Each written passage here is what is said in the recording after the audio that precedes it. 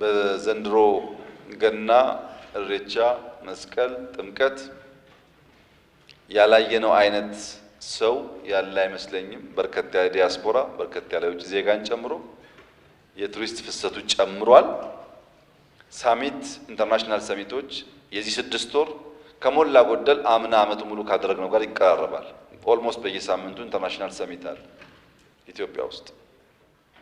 ከውጭ የመጣ ሰው የመጀመሪያ የንግግር ሰላምታው አዲስ አበባ እንደዚህ ያለ ውብ ከተማ መሆኑን በፍጹም አልገመትኩም፣ እንዴት አድርጋችሁ ሰራችሁት የማይል የውጭ ዜጋ የለም።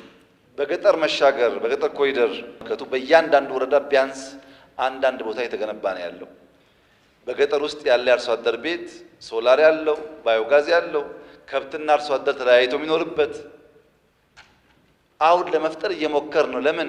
ሪቨርሳይድ ፕሮጀክት ጤና ነው፣ ወኮይ ጤና ነው፣ ባይክ ሩት ጤና ነው፣ መብራት ጤና ነው።